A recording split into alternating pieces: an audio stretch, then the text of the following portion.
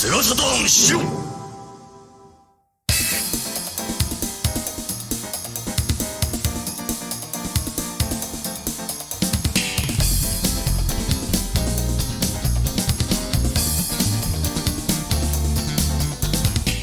Hey everyone, and welcome to the SHIRO Editor's Corner, a completely new and unscripted series of mini-casts with your hosts Dave and Peter. Come join your elder SHIROs as we reminisce on our favorite Saturn memories in this new and nostalgia-packed podcast series. Hey everyone, it's Saturn Dave here, and I've got Peter with me this time around. How are you doing, Peter? I'm doing great. How are you doing, my friend? Doing real good. Have missed you for like over a month. We recorded that little pop quiz. That was the last one that we did. But yeah, it's been a little while. So, I'm just curious what's going on in your neck of the woods. Well, geez, I mean, gaming-wise, the Saturn game that I've been spending the most time with just in the last little while has actually been Castlevania Symphony of the Night. Just playing it mostly for research purposes, just putting something together, something written together. And I've also actually started playing through Ocarina of Time. It's one of the few N64 games that I hold in any regard. I quite enjoy it. And I haven't played it in probably, easily a decade. So I'm kind of giving that a shot. So yeah, that's what I've been up to in the last little while. Are you playing on N64 or is this like one of the remasters? So I am playing the N64 version that was downloaded off the Wii Virtual Console, which is running through a Wii U. Okay, great. So that sounds convoluted, but the reason that I play it that way is those graphics from the Wii U from the Wii Virtual Console edition have been upscaled, and so it actually doesn't look like a blurry mess. And so, right, like the textures are still what they are, but at least it's crisper, it's nicer, and so it's a good way to play for me, anyways, because I like my graphics sharp and crispy. So yeah, I've enjoyed playing it on the Wii. That and Majora's Mask. Yes, but yeah, actually, I've been playing a lot of Sonic Frontiers like over this past week. Okay, yeah, and I can honestly say, and I'm happy to say this, I'm happy to eat my hat and say that I was completely wrong about all of my doubts about this new 3D Sonic game. And when I was looking at the trailer, it looked to me like they didn't really know what they were doing or what they wanted to do. I don't know. I had a lot of preconceptions about it, and most of them were either negative or just... like, were you ambivalent about it or no? It wasn't that I was ambivalent. It's just that every bit of content that came my way, every bit of content that I could see was just like, they really didn't do a very good job selling it, to be honest with you, because now that I'm playing it, I love it. It is incredibly derivative of Breath of the Wild, okay? Okay. And here's the funny thing. They swear up and down, the developers swear up and down, it's not at all similar to Breath of the Wild. And I'm just like going along, and everything in this game is derivative of Breath of the Wild. Oh, wow. The Blood Moon, the towers, the Guardians, but that's not a bad thing. I love Breath of the Wild. I thought it was an excellent game. And Sonic Frontiers so far has been really, really fun. You've got overworld, just kind of open world, running around, grinding rails, solving a bunch of puzzles and these runes, I guess, or opening bits of the map and stuff like that. And then you've got classic Sonic levels, both 2D and 3D, really, really fast. And you have goals that you need to achieve, like getting S rank, getting a certain amount of rings, getting the red rings. But yeah, trying to go through and get S rank on some of these levels reminds me of trying to score attack on knights, Okay. You really get in the zone and you're really just trying to improve your own time, and it's like trying to take seconds off of your time, but finding new ways to overcome certain obstacles and to do really well at each level. You just kind of learn the course, and there are little things you can do. How you can lock onto an enemy and smash them, and then you do chain attacks on enemies. Yep. Well, you can do this thing where you basically lock on and then you boost right afterwards, and it sends you flying way past the enemy that you were locked onto. So you're not actually hitting them. You just locking on for a second and then boosting past them. Okay. And almost using it as a slingshot. And that's one of the ways that you can speed run each level. But yeah, I would say that this is the first Sonic game that I actually really love since, Sonic Adventure. Sonic Colors I liked. I did enjoy Sonic Colors on the Wii, but it wasn't, fantastic. It was like a 7 out of 10 kind of thing. Hmm. This I would say is it's quite a bit up there. It's like a A minus. I don't know. Maybe A minus is too much. I'd say like a B plus. But I mean, I think that any Sonic fan would love playing this game. I think. Interesting. And I'm glad. I'm glad that I'm wrong. I'm definitely wrong. you know, because I was just so cynical about it. Hmm. Hmm. Which I think is easy to be when you're a Sonic fan, and we've seen so many terrible Failures, right? 3D Sonic games. Well, almost as a segue into our topic for today, as the sort of 3D Sonic games have rolled out over the years, I found myself appreciating the original 2D adventures so much more, like initially, Mm-hmm. of course, just like everybody else, I craved 3D because that was sort of the next step forward and what have you. And, Mm-hmm. for the type of game Sonic painted itself to be in those early Genesis adventures, it really doesn't lend itself well into the third dimension, in my opinion, not unless you change sort of the flavor of the game. And so, the pretty much the only Sonic game that I've enjoyed once Sega went third party has been Sonic Mania, of course, right? Oh, Sonic Mania was well, yeah, that was incredible. I forgot to mention that. Hmm. Yeah, I have that Hmm. on the Switch as well, and that's incredible. In fact, I'm looking forward to another game in that series. Hopefully, we'll see We'll see another how that. 2D. Yeah, yeah. But yeah, no, it's Sonic Mania is absolutely fantastic, and I agree. I mean, the original 2D Sonic games can't really be beat in my like. I mean, honestly, unpopular opinion. I like good old Sonic the Hedgehog, like one, Mm, and that's my favorite. Um, as cliche as that may sound, or what I mean, most people I think answer Sonic 2 or 3 and Knuckles. hmm. Are the ones that most people love, but I just love the music from that original game and the graphics, and just have a lot of nostalgia. I'm sure that nostalgia has something to do with it because it was improved upon for sure. The Hmm. formula was improved upon, but that original game just holds a special place for me. But yeah, if you grab Frontiers, for cheap, it's not going to be like your experience with like Balan Wonderland Hmm. World. I think you will like it. I think you will. I think maybe it will change your mind. Interesting. And it's a lot of fun. I'm sure that there are folks out there who played it and still hold on to an opinion that they don't like it or whatever. But I think it had changed a lot of people's minds. Actually, I think that that's the narrative going on right now, is that a lot of people were skeptical about it, and then they played it and they were like, wow, yeah, actually this is kind of like a turn of events for Sega. Do you know was it developed internally? Like, did Sonic Team handle this, or I was it believe someone so, else? yeah. Sonic Team. Okay. Yeah. Mhm. All right. Interesting. Yeah. That's awesome. That's good. But anyway, yeah, so you're right. On the podcast today, we're talking about games that changed our mind. So Yeah. and literally I've been playing it and will continue to play. I only just got to the second island, and yeah, I'm just really really sold on Sonic Frontiers. But yeah, there's quite a few Saturn games that I either didn't like back in the day that I played and they changed my mind, um, or vice versa. Maybe games that I liked back in the day, but now I have a hard time going back to. Hmm. How about you? You've got quite a few of those. Yeah. Most of mine tend to sort of veer towards the I didn't care for it back then, and I enjoy them much more now. Mm-hmm. And I think this is kind of a neat topic because it reflects the changing tastes of us gamers that were around at the beginning.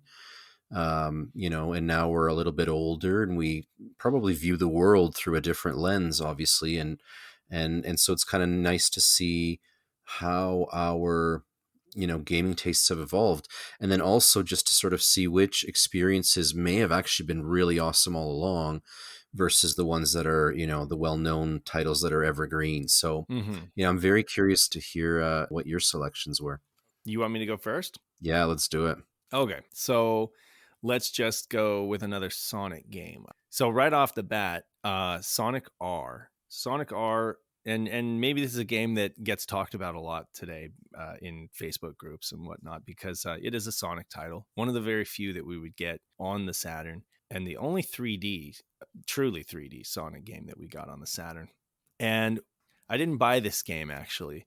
Mhm. This was one of those games that I borrowed from a friend in class. Okay. I know that this was late. I know that this was probably after Saturn's death in the West because he was gearing up to get an Xbox and Halo. So he had his hands full with like this new console. He was totally going for Xbox. And I was like, so hey, I know you have a Saturn too, right? And since you're gonna have your hands full with the Xbox, you mind if I borrow some of your Saturn games? And he was like, he's a pretty good friend, so he let me borrow this copy of Sonic R. Hmm. And he was like, it's not that great, but you might get something out of it, right? And I went in without any preconceptions. I hadn't heard anything about Sonic R. There was next to no advertising in the West anyway, as it was. So I don't think I ever saw a commercial for Sonic R or anything like that. I was just like, okay, cool. There's a Sonic game for the Saturn.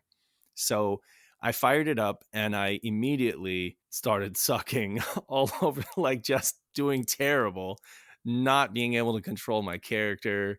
Um, I thought, is this like a kart racer? Because of course I was a huge Mario Kart fan Mhm. since '92, Mhm. and I thought going in that it was maybe like a kart racer because you got the characters, Sonic characters. But again, like it was so weird because they're on foot, so they kind of turn on the spot, like on a Mhm. axis, almost much different than a car that has like four wheels. And even Amy like has a car, but even it is somewhat difficult to control, albeit less so than some of the on foot characters. But anyway, so yeah, like just off the bat, it was just incredibly difficult to control. Do you have memories of Sonic R like back in the day and what you thought of it? So interestingly, Sonic R is my first selection as well.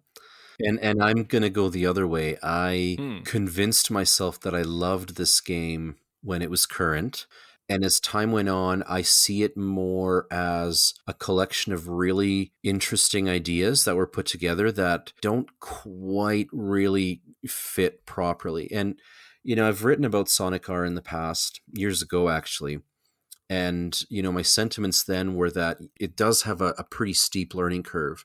But once you kind of climb that learning curve and really kind of get into it, it turns out to be a Mm-hmm. fairly decent game, especially if you don't go in thinking of it as, Mm-hmm.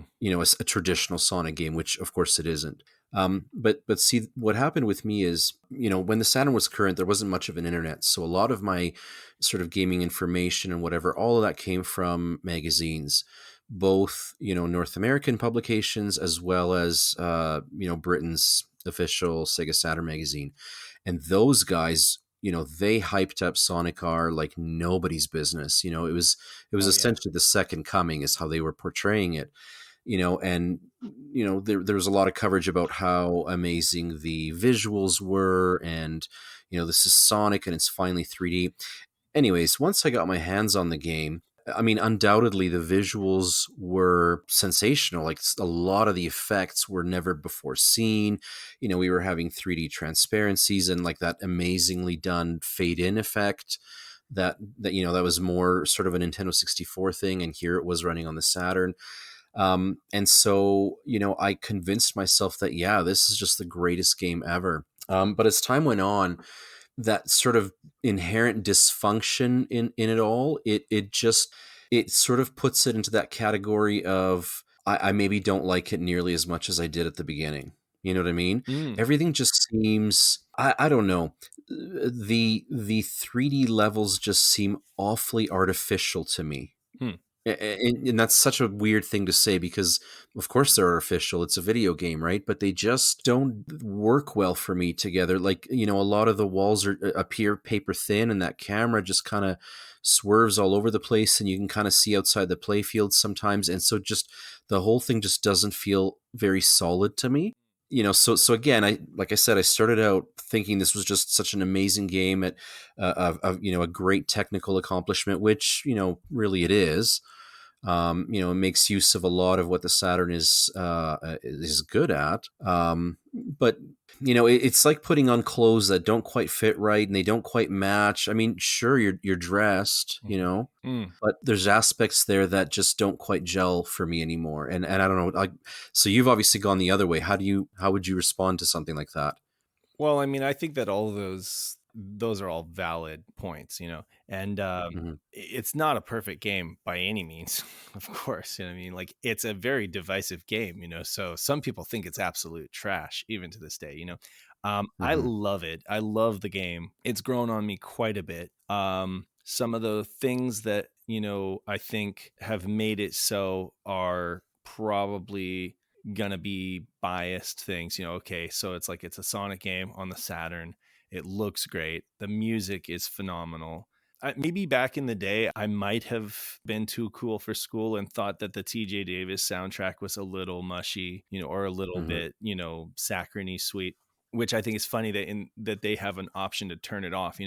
But these days, like, I absolutely love it. Unironically, I think it's great. But the game itself, once you come to grips with the fact that it's much more of a platformer, that you need to use the 3D control pad and that you need to jump a lot Mhm. and that you need to not confine yourself to the course, Mhm. as Mhm. it were, like the linear course, but like go with the flow. Like, I kind of found out at a certain point that if I was trying to turn a corner and constantly Mhm. falling Mhm. off the road, that I would just go in that direction and see where it took me. And what I would find is that that new line would end up taking me where I needed to go to get whatever Interesting. goal I was trying to get, the coins, or if I was trying to get the emerald. That instead of trying to fight the course, because you have very little Mhm. traction, and that, could be seen as an unforgivable flaw in a racing game. And so, to me, Sonic R is a classic case of expectation versus reality. What we expect it to be versus what it actually is. And so, again, that's one of the crimes in video games, is where the creator of the game doesn't do a very good job explaining to the audience Mhm. the potential of what this actually is. Instead, they sell it as something, like it's a straight up racing game. Well, no. Well, then, okay, if you sell it that way, then people are going to hate it, because they're going to judge it on the merits of being a straight up racing game. And there are so many racing games that do it better. But, but yeah, Sonic R is kind of like a collectathon, Yep. platformy jumping, and it's a racing game, and, you've got all these different objectives, and you can unlock, these different characters and unlock Supersonic, and I love it. And I've had so much fun going back and playing it over and over again, getting better. Um, I have found that games where I do have to overcome a certain learning curve do kind of give Mhm. me a sense Mhm. of reward. And I don't mean to be like elite about it, like, oh, people who don't understand it will never get that. It's just that, me personally, like, when I have to overcome something like that and then I finally get it, I do enjoy it a lot more. And so that was the case with Sonic R for me. It's just that I enjoy the game so much more because I get all those little things about Mhm. it that I Mhm. didn't back in the day. Like, back in the day, I think I played it a couple times and I was just like, this is Mhm. terrible. This is trash. And I gave it back. Mhm. I think I don't think I did an extended borrow on it. I No, that's true, because I actually was telling Mel that that's one of the first games that I bought when I started collecting for Saturn again, was Is Sonic that R. Yeah, right? so Yeah. And I mean, the thing is, all the points you made are actually quite valid. Like, you're absolutely right. Going into it thinking it's just a platformer, or going into it thinking it's just a racing game, that's not the right mindset to go in. You really have to go in with an open mind. You have to, take the controls for what they are, the music for what it is, because really, like you're right. Like, you could argue that the TJ Davis soundtrack is a little bit cheesy, but it's also really good, and mm. it's fun, and it's what Sonic's Mhm. about. And he's fast, and he's go go go. So Yeah. you know it just, like, I completely understand where you're coming from. It just isn't gelling as well for me, and I guess Mhm. that could just come down to Mhm. a taste Mm. Mhm. differential, I guess. Mhm. But I'm not going to say that it's a bad game, because I don't think it is. Right. I just think it's, for me anyways, it's got like one degree of flaw too many for me to actually say, you know what, I love this game. So It's got a lot of shortcomings, and let's be honest, like, what if Sonic R was a really well-controlled racing game, you mhm. know? I mean, how many more people would have enjoyed it then, you Yeah, know? very true. What if just straight out of the gate, you controlled Sonic and you stuck to those roads, Mhm. and you went really fast, and it 90% of people out there could just get it, pick up and play and Mhm. enjoy it, Mhm.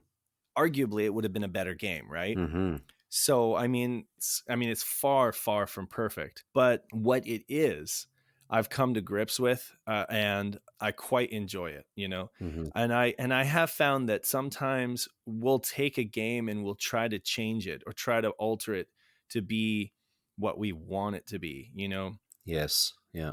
So like with Sonic R, I'm not going to try to turn the goofy music off. I'm going to go full on goof, Yeah. like Yeah. Yeah. enjoy it Yeah. for what it is. And this game is full of platforming and weird stuff. Just go with it and do all the platformy stuff. And, it's funny. You can do all that stuff and still win, which Yep. is hilarious because you're thinking like, I'm wasting all this time. I feel like the tortoise and they're the hare, and yet somehow I end up crossing the finish line ahead of them. So, it's kind of wacky and goofy, Sonic R. And my only advice to folks, if they want to go into it, just embrace it for what it is. Use the 3D control pad and jump a lot. Use your jump. You can almost like double jump and correct yourself in midair. So, if you are having a hard time with a turn, try jumping and try doing a double jump and correcting yourself midair, and you can get back on course really easily, or you even like go ahead of the pack that way. So there's a lot of really cool little things, and bring up a YouTube video and watch somebody else play it, and you'll see for yourself that there are little techniques that you can use to get more enjoyment out of the game. But yeah, I recommend Sonic R to folks, and if it's not for you, it's easily not for like half of the people out there, if not more. I don't Mhm. know. So Mhm. you're not alone. Yep. Definitely. Well, all right. So I'll switch gears a little bit and talk about a game that I absolutely hated Okay. upon release. I made fun of it. I just thought it was hot garbage, and I absolutely love it nowadays. And that is Corpse Killer. Oh, okay. That surprised me. Yeah, yeah, so here was a game that FMV at the time was really looked down upon. Mm, So that was the first sort of strike against it. The second strike against it was the way the game was marketed, and the sort of cover art and everything was just, to me, it was just over the top cheese. And I mean, by marketed, I mean things like one of the year's top 20 games, and get a bunch of coupons inside this game if you buy it. Like it was just marketed like a game wasn't absolutely. typically marketed in a bad way. Hmm. It wasn't original in that sense, in a good way. So there's that. And then once you kind of start getting into the gameplay, the fact that it's a light gun game without light gun support was another strike against it. Yeah. The acting, I mean, at the time, this was late teen Peter. I just you could just, the stereotype characters were such a turnoff. Hmm. Hmm. And it was sort of like, okay, so we are in an age where we're really getting truly the best 2D games. 3D has now offered all these brand new gaming experiences. Like, where does FMV fit anymore? Yeah. Like, it's expensive to produce. You're watching human actors on a screen. There's very limited interactivity.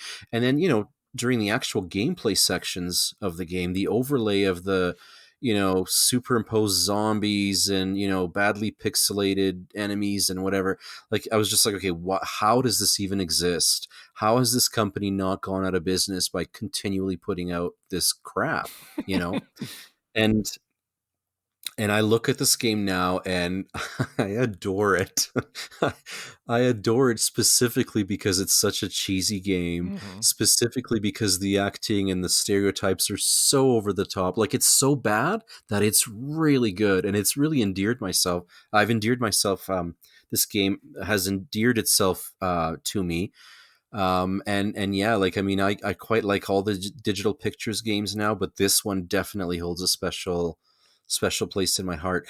And Vince Chiavelli being in it, and a whole bunch of other actors, like, it works. It works as a cheesy, you're going in with low expectations and it'll beat your low expectations, Yeah.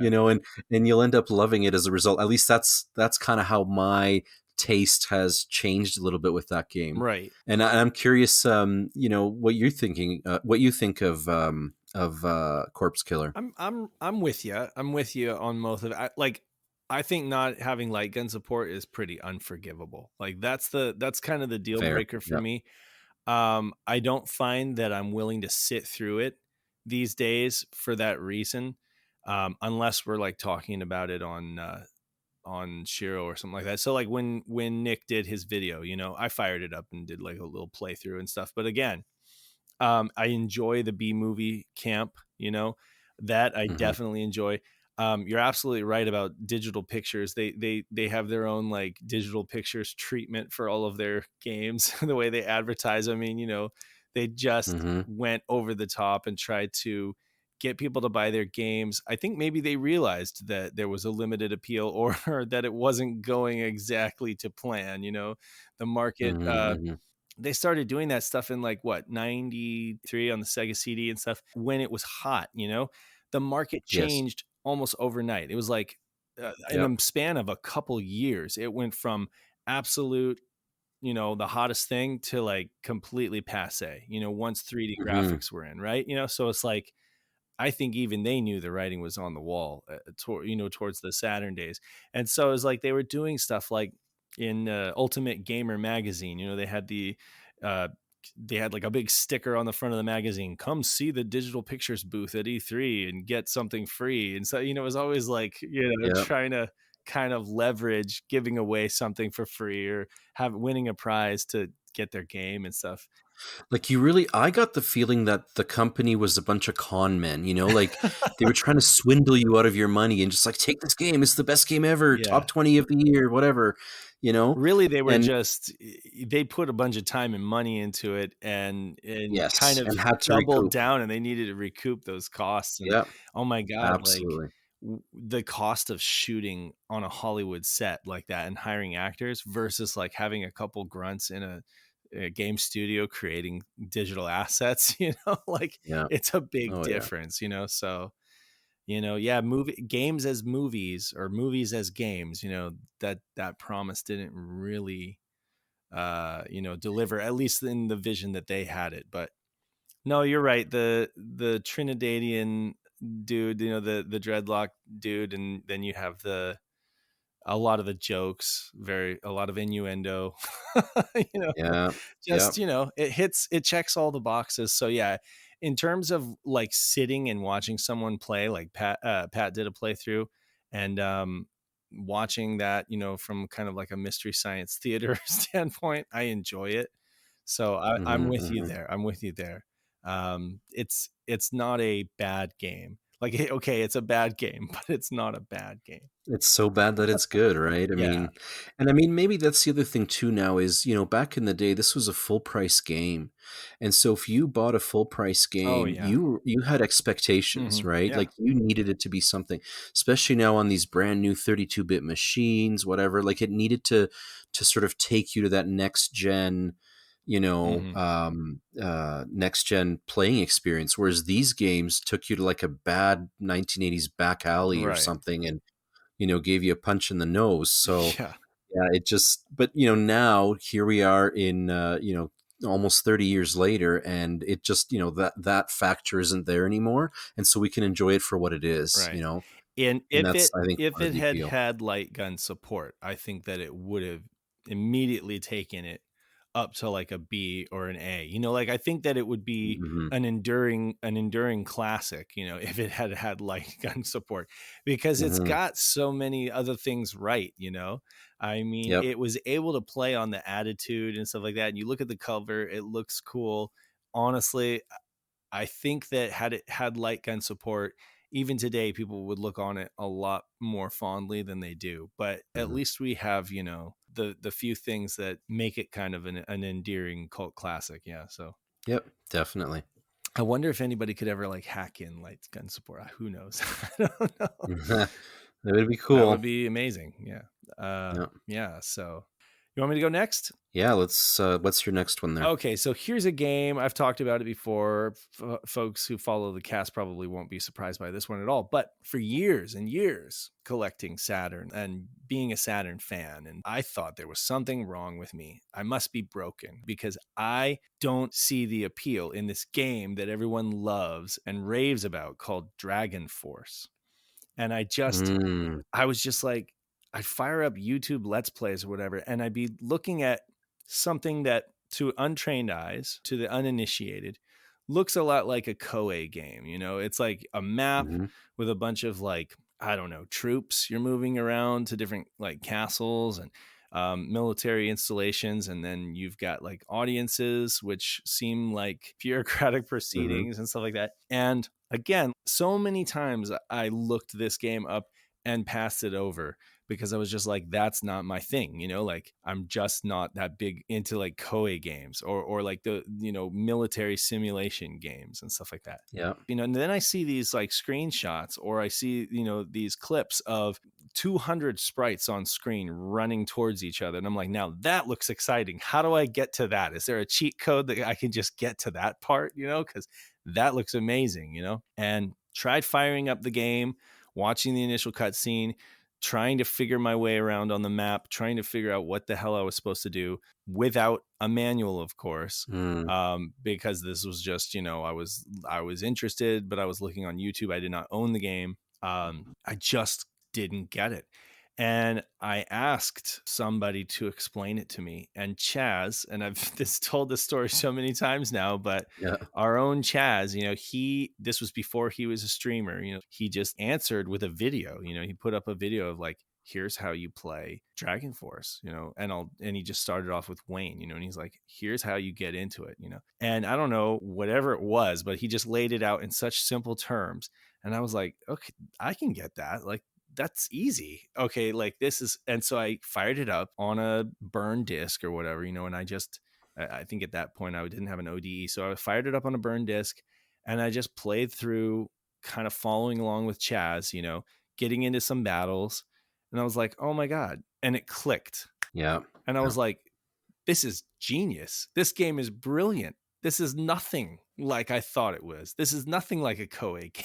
Like, mhm, and even the map segments, it's like sometimes they're almost like a game of pickle in baseball. I don't you're from Canada, so maybe you don't know that reference. But anyway, sometimes you're trying to advance to second, but then they throw the ball to second, so you have to run back to first, you know, where you're trying to like advance your units before someone else gets there. okay, yeah, On the map, you're always trying to advance your units, but you're always seeing where your enemy is on the map as well. And sometimes you have to get to a castle before they do and kind of like hold down the fort and get yeah, ready to battle with them. Or sometimes you're like, I'm not going to get there before they do, and you have to go backwards. There's strategy in the map. There's a lot of fun to be had in the court proceedings or whatever, you know, mhm, like the mhm, audiences, you know, you get to learn about the characters. You get to kind of see if some of these characters are loyal or not, you know, and you yeah, can take chances on some of these characters, adding them to your party. And then sometimes you get stabbed in the back, you know. yeah, um, and then there's these amazing battles that play out. And those are kind of like rock, paper, scissors in a way, you know, like they kind of play out in a predictable fashion. And I kind of always had like one way that I would fight a battle, and it almost worked like 90% of the time, regardless of who I was fighting. Um, but even then I quite enjoyed it. And yeah, you know, like overnight it like went from zero to absolute hero, mhm, ending up close to the very top of my list in terms of Saturn games. yeah. So I mean, like that, I can't think of another game that did that where it like completely changed my mind. Interesting, interesting. You know, and I love Dragon Force, always have. So there's no, big change for me there. Hmm. Enjoyed it right from day one. And so much about it is enjoyable. First of all, I loved the working designs packaging back in the day, Yes. and the Yes. fact that you had all these different disc arts. Some people get really annoyed by that aspect of it, but I enjoy it. Hmm. um, and the visual style, the sound effects, the sprite work, obviously, all of that is sensational, and just the amount of nuance in the different stories. You have so many kingdoms you can pick from to go through their stories, and what may happen in one scenario happens a little bit differently in another scenario. And Right. there's all these like little sort of side quest stories, and you can go and fight Vlad the vampire guy, and eventually you can get him on your side if you want. And so there's all these like little sort of subplots that you can Right. get into, but you certainly don't need to get into. So Yeah. yeah, they're there if you want them, right? um but I'll say this, for years and years, this was an A+ game for me on the Saturn. Nowadays, I'd say it's more of an A, maybe even sliding into an A-.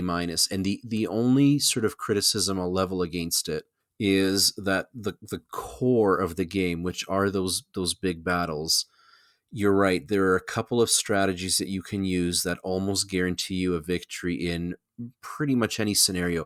So once you sort of, figure out those sweet spots, then it does take away a little bit from the gameplay. But Right. I don't want to poop on this game too much, because like I said, even on my worst day, I'd give this game maybe an A-. So Hmm. it's still an absolute top tier Saturn game with so much going for it. So Yeah. I'm glad to hear that this was one of the games that really, you really got turned on to, because it's just a classic. I mean, yeah, I fell so deeply in love with this game. I went and bought myself a copy.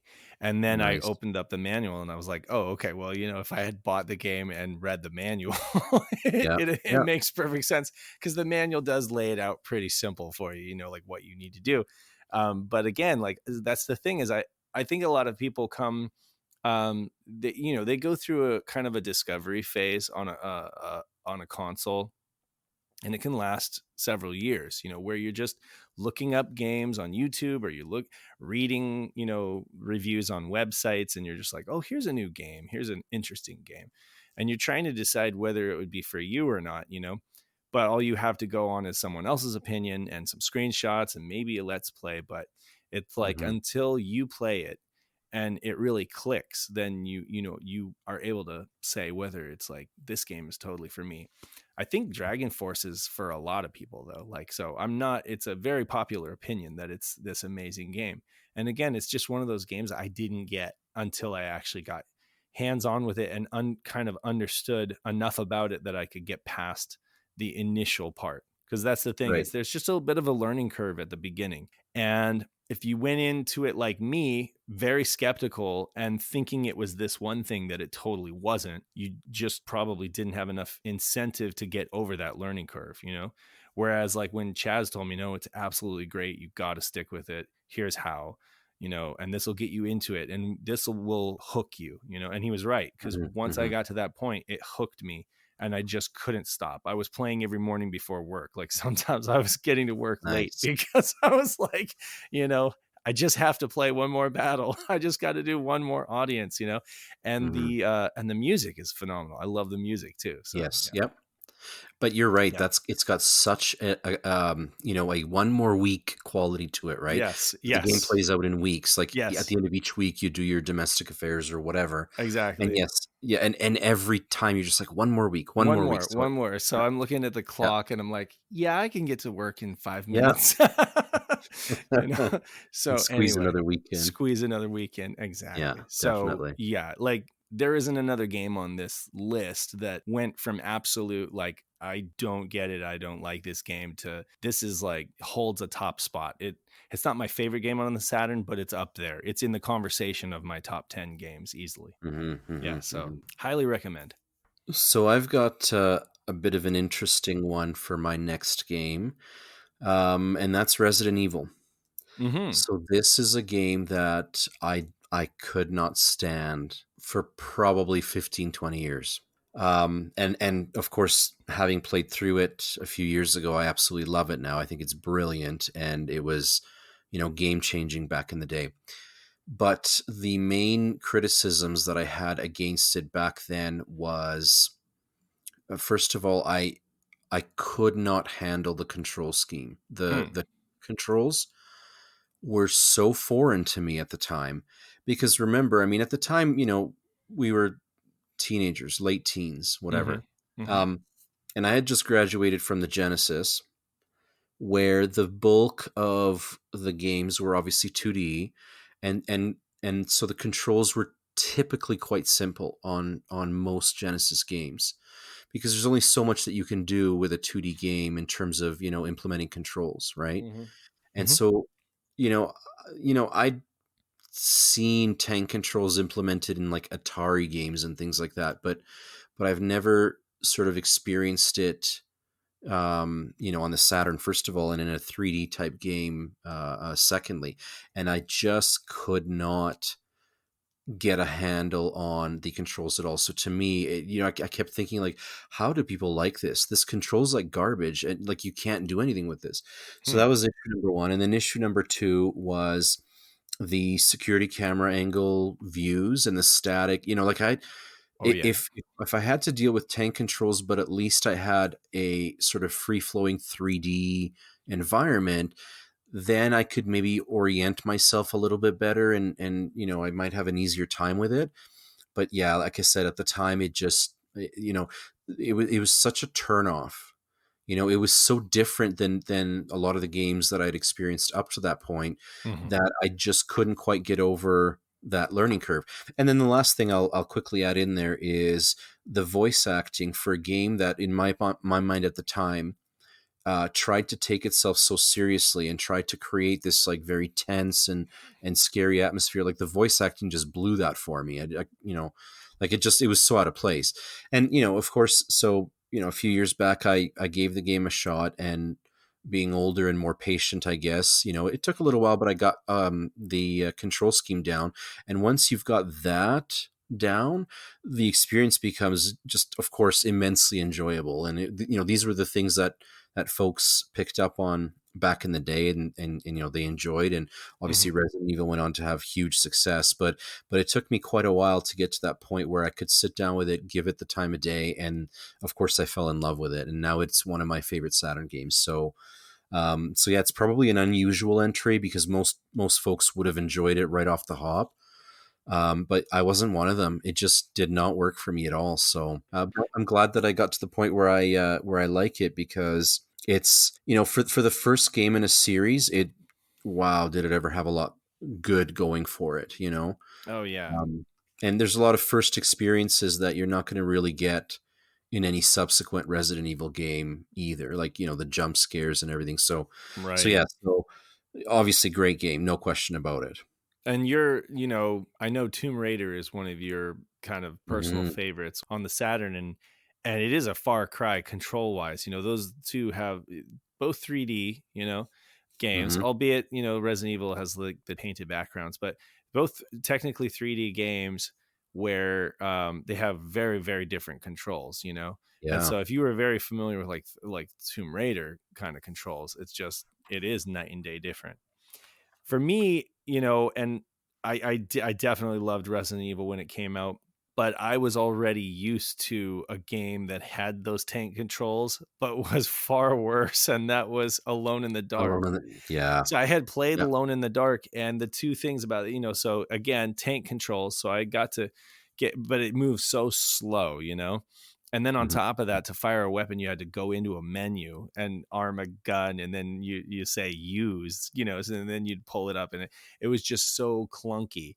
So by comparison, when Resident Evil came out, I was like, oh, this is actually much better than that. So, and Mhm, it mhm. was. So I think the folks who kind of cut their teeth on Alone in the Dark definitely saw Resident Evil as like a obvious upgrade. Right. But yeah, I mean, like coming to it from something like Tomb Raider, or even, I don't know, Croc, or I don't know, whatever other 3D environment game that you had played, it would have been very, very weird, and hard to get used to. Definitely. But yeah, I'm so glad that you did. Yeah, you played it and you talked about it on the podcast. Mhm. Your whole story and everything like that. And I think you wrote an article on it too. Yep. It was really fun to see someone in there. I don't know, close to 40 is like playing it for the first time and experiencing it without really having any kind of prior knowledge to go on. So it was all fresh for you.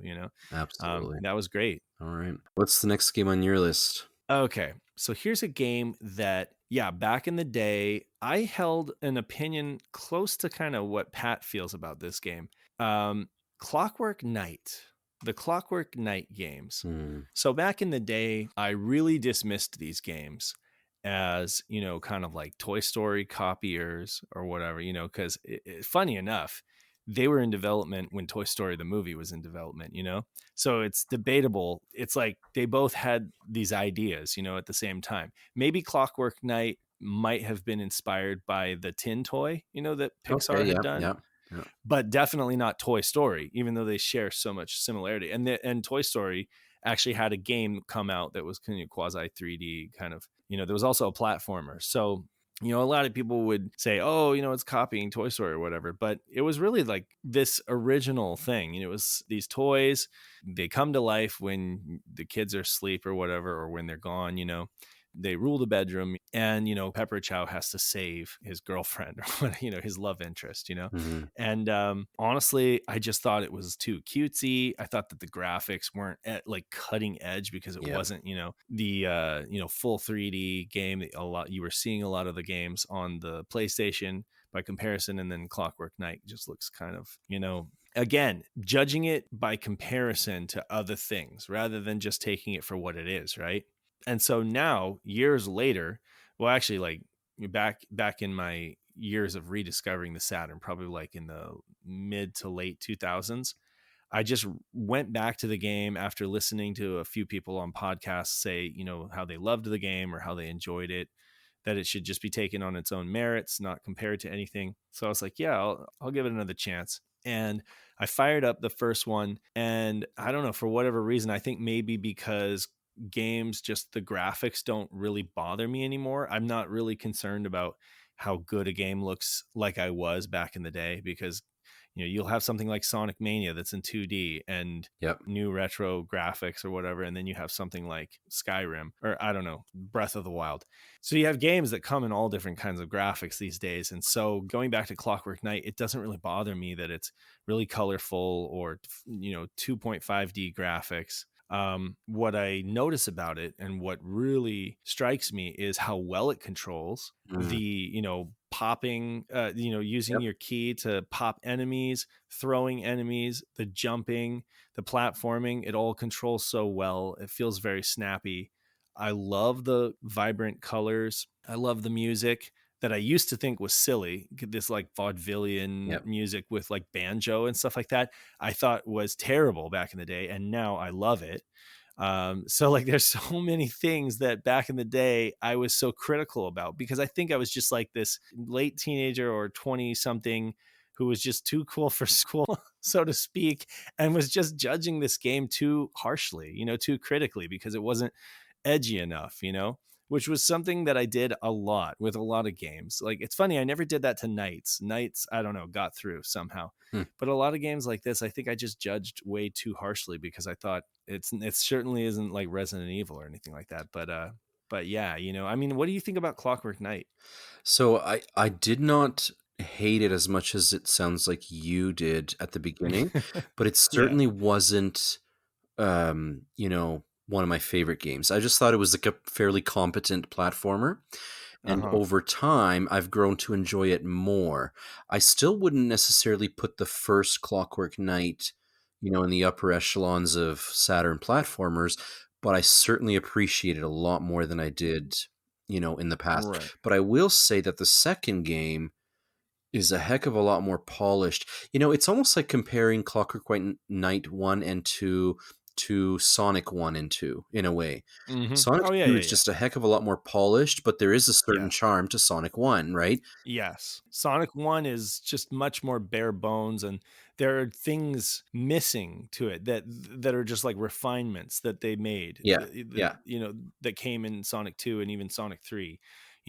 So but it's the initial vision, Mhm, is what mhm. Sonic 1 was. And the same thing with Clockwork Knight. And I don't just like Clockwork Knight. I love Clockwork Knight these days. Like, it's Nice. it's one of the few two games where like I hold them and I'm like, this sparks joy. I'm not getting rid of these games ever. Like, I love them not nearly as much as I love Knights, but I do love Clockwork Knight. It's a series that I don't know, because it's so Saturn. You know what I mean? Yes, It's that's so true. like, it's completely Saturn exclusive. which is a shame. Sega has not done more with this franchise, but I mean, it's just so incredibly unique to Saturn, you know? Um, I think maybe that's part of it. Is it's just like I love it like I love the Saturn, but I mean, it is very quirky. It's very awkward at times. Hmm. It's not perfect, but it's got so many little things going for it, that are endearing about it, you That's know? fair. Yeah. Yeah. And yeah, all the things that I thought were silly or stupid, I love these days, So I guess Yeah. you could say it's kind of like the TJ Davis music. I don't know. As I've aged, I've mellowed and I've come to really turn the corner and just change my mind about a lot of these things. Hmm. Hmm. Okay, so I'll maybe go to my last game here, and this is probably going to be a bit of a surprise entry, but it's Valora Valley Golf. Mm, So this is a game that, so first of all, it's sort of like a derivative of Pebble Beach Golf Links. So it's the exact same engine and same sort of approach, same techniques, and so on, minus Craig Stadler and any license or anything, and then add in like totally ridiculous, wacky fantasy courses that would never exist in real life. mm, mm-hmm. Um, you know, and I approached Pebble Beach Golf Links at the time with some skepticism because it actually felt more like a computer game to me, more of a simulation, right? Whereas I was Mm, maybe expecting more of an arcadey type experience, but it was okay. It was okay for me.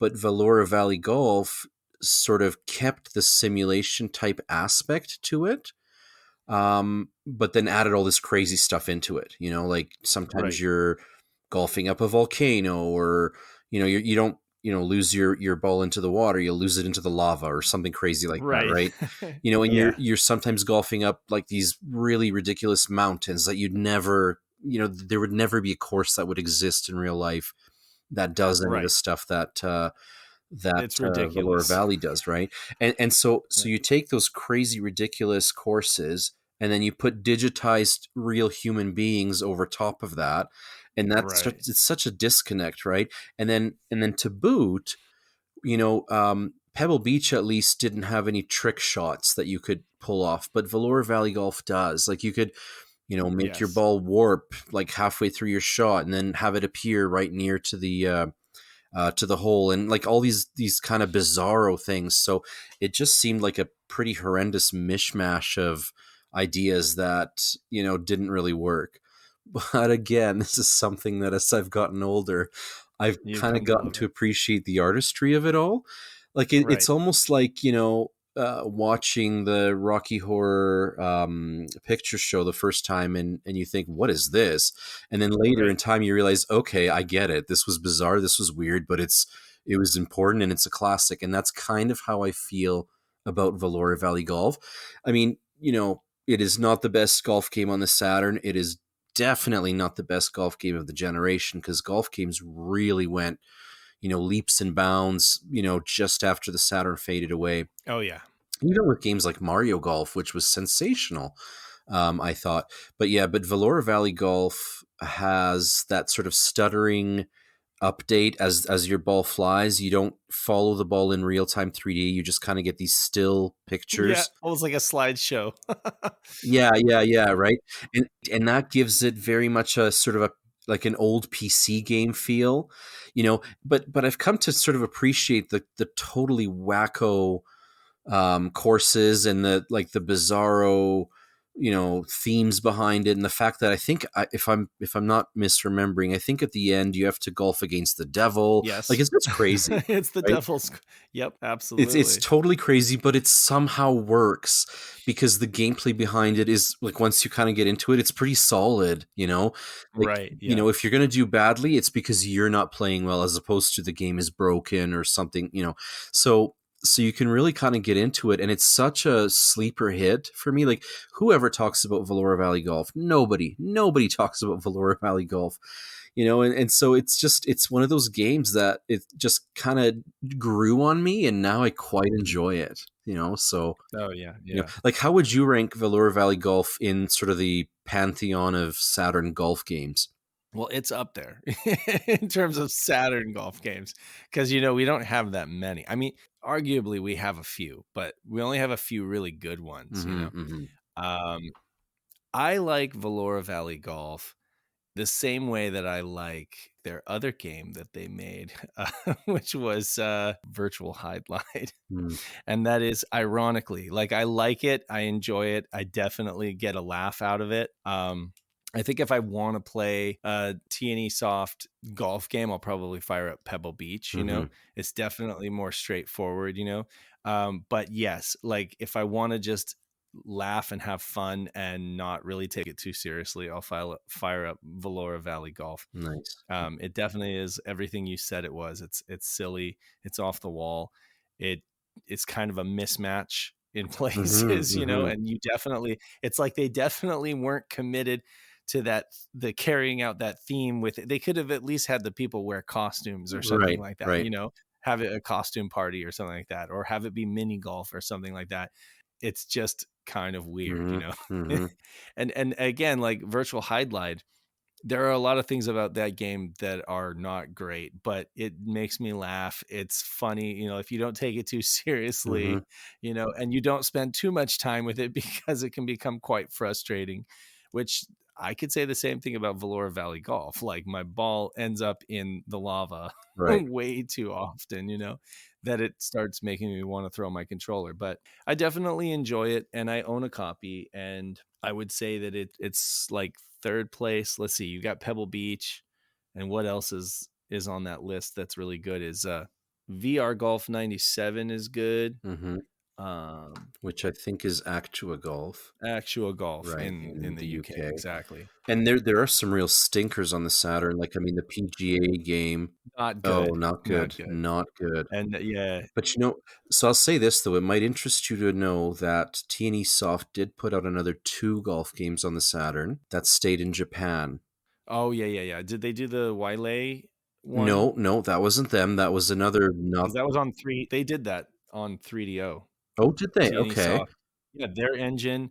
See, I have both. I have Pebble Beach on 3DO, and I also have Wailea, and they did both of those. Interesting. But on 3DO, you don't get Craig Right. Stadler, and you don't. They're a little bit more bare bones. Mm-hmm. They're the kind of games that you would have seen in like a club shop.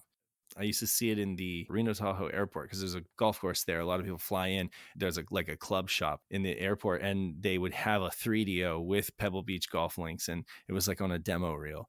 But it was never with Craig Stadler, and it was always just plain. Mm-hmm. Mm-hmm. Contrast that with Valora Valley, which is just like as off the Which wall is as you possibly madness. can get. It's just like we have this Yeah. engine, we have this golf engine. What can we do with it? What else can we do Yeah. with it? Yeah, no, for sure. And so interestingly, the very last golf game that T&E put out on the Saturn finally graduated to, sort of full 3D, following the ball and everything. Okay. But you could tell that they were struggling with it because as you're watching the ball in real-time 3D, all of the texture maps come off the polygon landscape. So you get like almost like a virtual racing type landscape, Oh and it isn't wow. until your ball comes to rest and then all the textures come back. Oh wow. So it's like it's progress. Of course, it's progress, but it's still that there are later golf games in the generation that totally blow it away. I'm gonna So have to look that up. I did yeah, you definitely.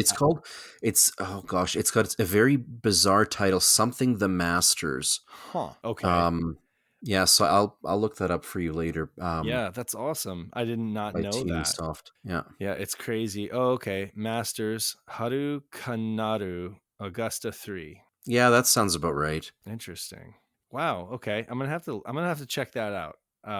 There's still I'm still learning about Saturn games I didn't know. Hmm. Usually stuff like that I overlook because I'm like, oh, it's just another golf game. Well, there you go. All right, I want to know what else you got. Well, I have several other games on this list, and I'm thinking, maybe we could blow through them, or I mean, we don't have to talk at length about too many of them. Like one that I can say briefly was Panzer Dragoon Saga. Hmm. I've told people this before, but like when I heard that Panzer Dragoon Saga was going to be an RPG, I felt the way a lot of people did in the West, is at least in the West, that no, it's an on-rail shooter, and I love it so much. I loved Zwei so much. It was so great that I was kind of, a little disgruntled about finding out that it was going to be an RPG, and looking at the screenshots, it didn't really sell me. I was like, no, I can't imagine this. And then of course, playing the game, it changed my mind. Hmm. I do definitely love Panzer Dragoon Saga. Uh, has nothing to do with like how much it's worth or how rare it is. It's just it was a really well made game, not incredibly long, for an Hmm. RPG, kind of a shorter experience for an RPG, but that's just as well because as I'm older, I have less time. I was able to get through it in a few short sittings, over a period of a week, and got through it and enjoyed it immensely, and it changed my mind. And then went on to play it a couple other times. I've played it now all the way through at least 3 times. Hmm. So I've really enjoyed the game, and it changed my mind. But yeah, my initial prejudice against it was just that it was just, again, expectation versus reality. Yep. What I really want is another on rail shooter. And of course, we would get that in the form of Orta, Yep. Um, but again, yeah, so it was just, not what people wanted to hear. Just like, when Burning Rangers, we heard, oh, Sonic Team is not making another Knights game, which I love Knights, or they're not making another Sonic game. No, they're making a space firefighter Right. game, you know? Yes. And so that one, I went in with a certain amount of prejudice towards it, or grumpiness, Yep. where I Yep. was like determined not to like it because it was not what I was expecting or what I wanted. And then of course you play through it and you're like, yeah, Sonic Team, they make great games. Yes. And I loved Burning Rangers. That was another one on my list. There's not that much to say other than, again, expectations versus reality. And once I played the game, it just completely proved to me that I'm not imaginative enough. And Sonic Team, they've got these crazy ideas and they can make it work, or at least they could. Yeah, they were just dynamite at that time. Everything that Yeah. they put out in that time period, I've enjoyed. Hmm. I mean, the Christmas Nights quote unquote DLC disc was, obviously phenomenal, way ahead of its time. Right. Obviously Nights, it considered, a Saturn classic, and even Burning Rangers, which at the time got a little bit of shade because of the, Hmm. the graphical shortcomings, that became Right. apparent. But that's a game I really love too. I mean, Of course, now it's like impressive what it's doing graphically of because course, that it's like they're working against such limitations. They're working against certain obstacles with the hardware and having to do weird tricks, to just to get get it things to do working. what it But needs yeah. to do. One thing that I'll say quick about Burning Rangers is that I appreciate now more than I did before, I think, because I don't think I just took much notice of it, is the localization. I mean, all of that voice acting is actually pretty good, and the voice is such a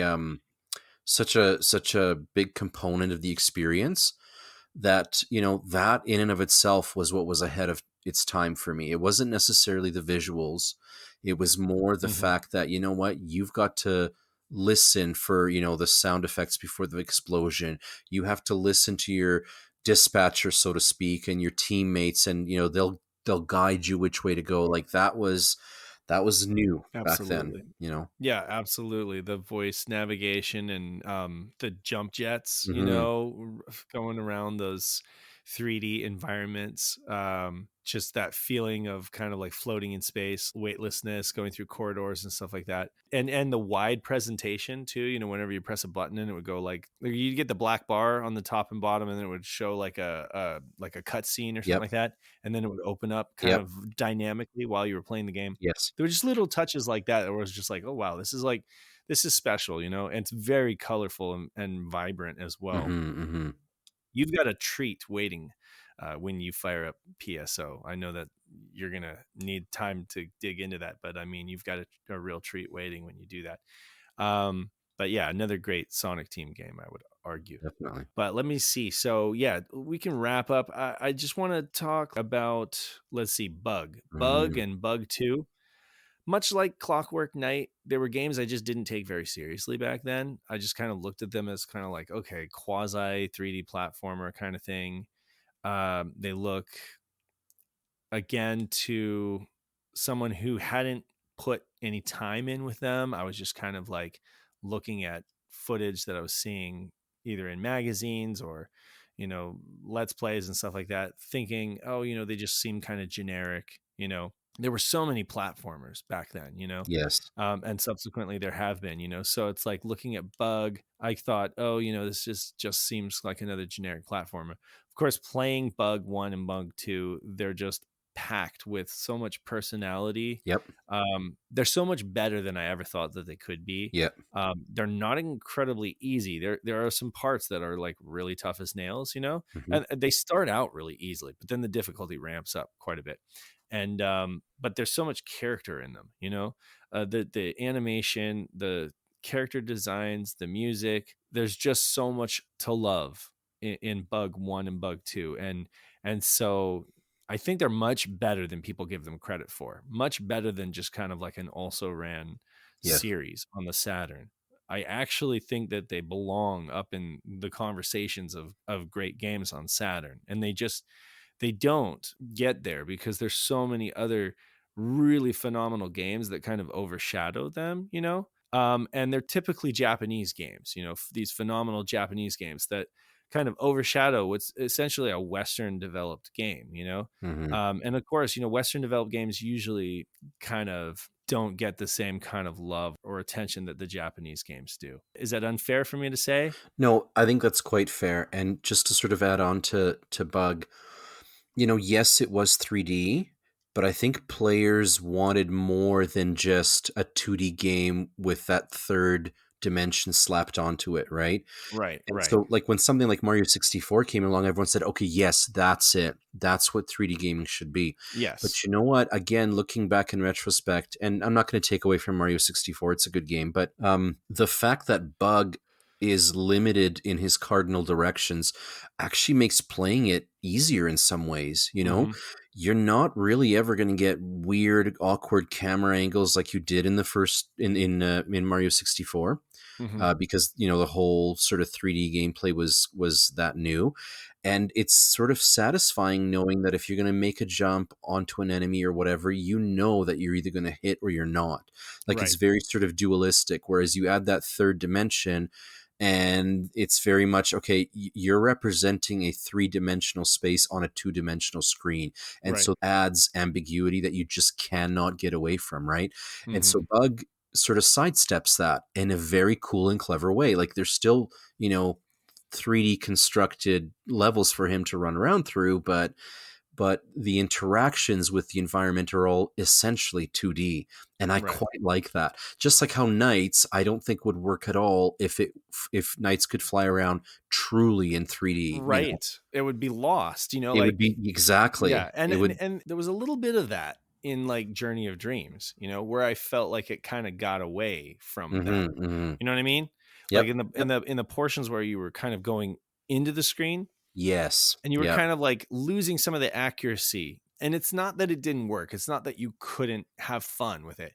It's just that as high level Knights players, we got accustomed to having the character move exactly precisely how we want it Hmm. to moving over to this other experience that's more of an abstract of what we want to do, And so, it's just that's where it kind of left something to be desired. But I mean, I still liked Journey of Dreams because it's a Knights game, but Hmm. yeah, Bug is better than people give it credit for. And maybe the name alone, like Bug, it's a very generic name. Fair.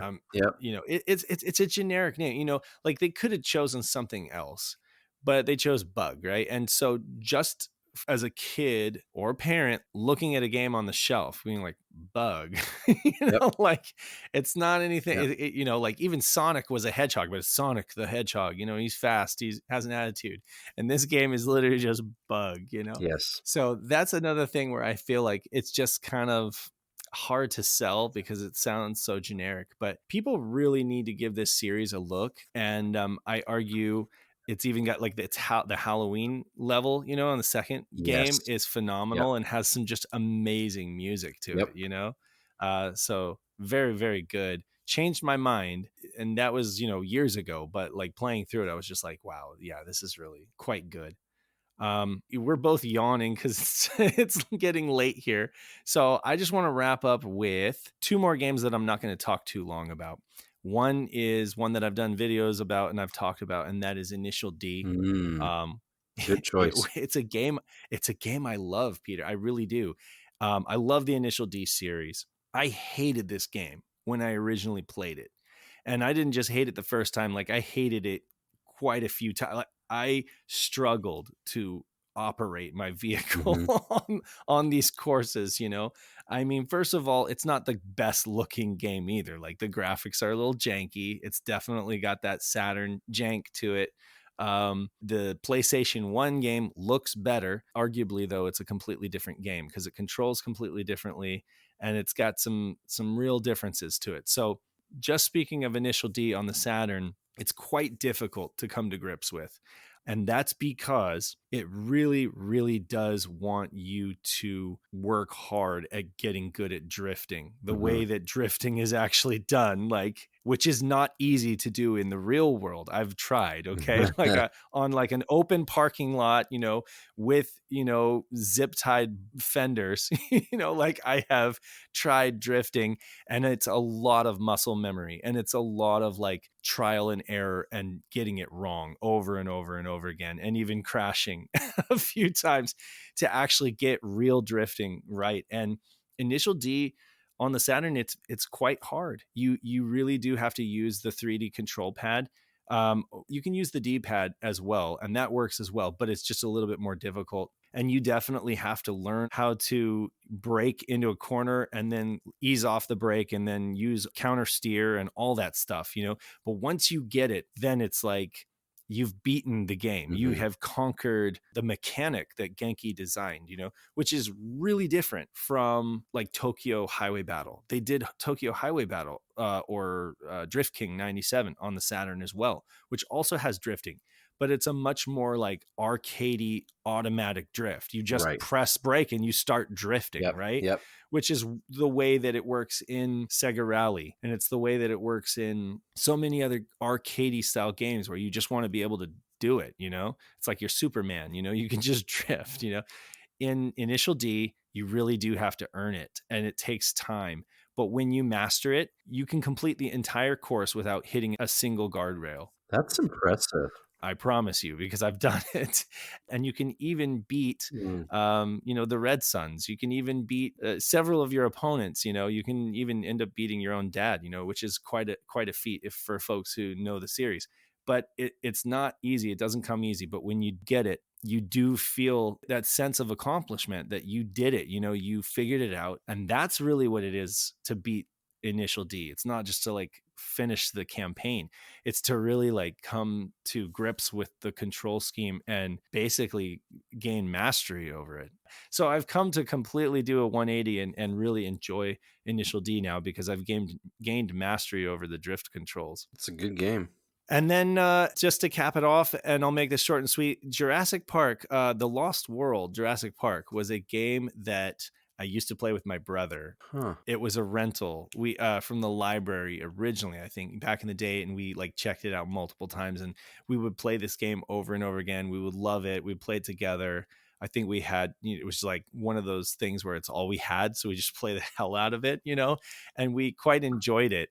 And these days, coming back to it, I enjoy the John Williams, score. I enjoy the orchestral music, but the game is quite up. It's quite.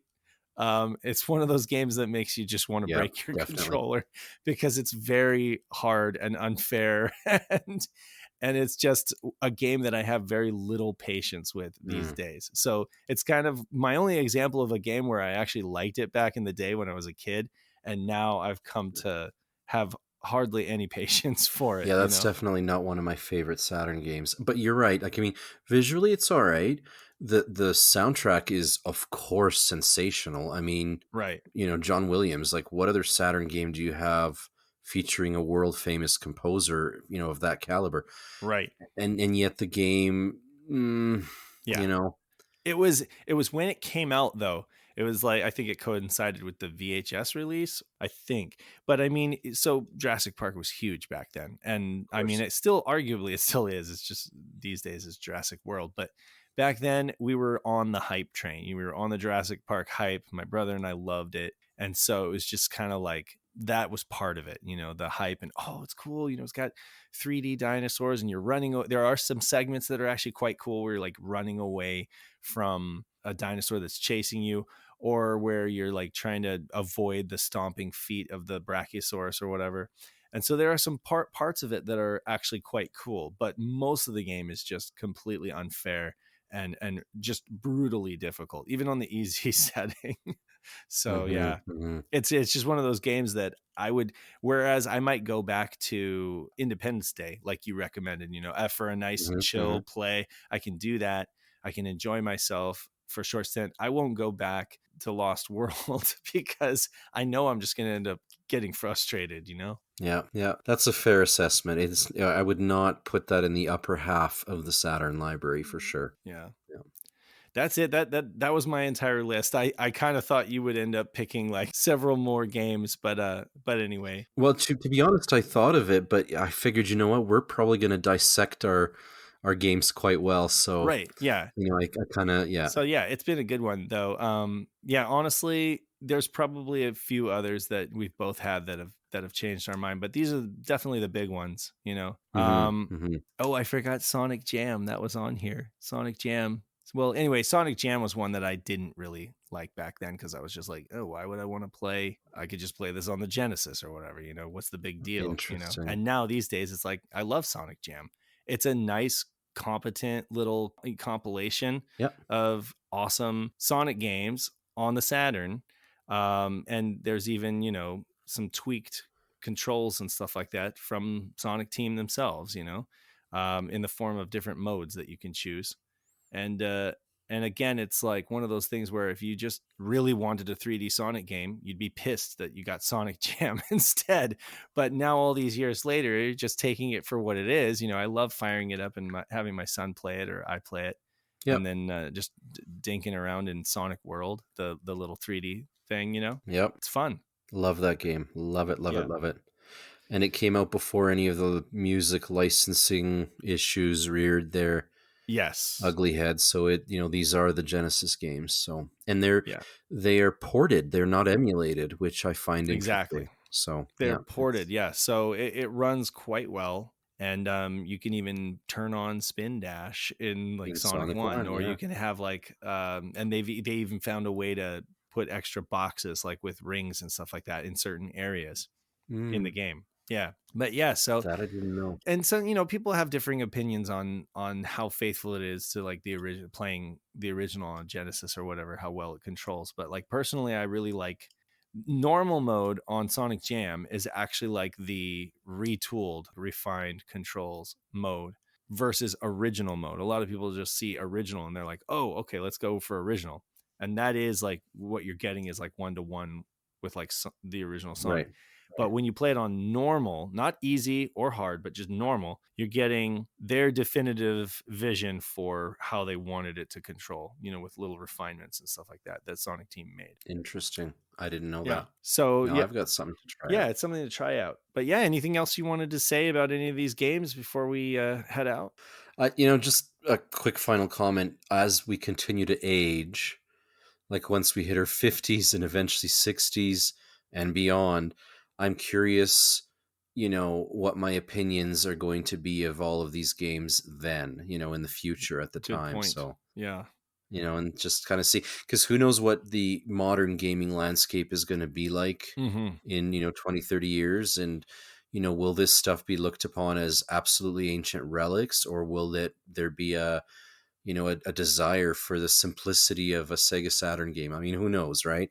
But, it'll be interesting to see how our tastes continue to evolve, really. Yeah. Will I have enough patience for Sonic R when I'm 60? I don't know. But who knows? Maybe by that time they'll have done an enhanced remake of it. Yep. You never know. I'm holding out for hope. We just found out today on the Nintendo Direct that they're doing Samba de Amigo again. So yes, anything can happen, right? I mean, so we'll hit you guys up in the next, 10 to 20 years and let you guys know. We'll revisit this. Yeah, absolutely. But until next time. That was a good time, Dave. Yeah, it's been Saturn Dave and Peter reminding you that you must play your Sega Saturn and check out some of these games and let us know what you think. Until next time. We'll catch you later. Talk to you later. Bye-bye.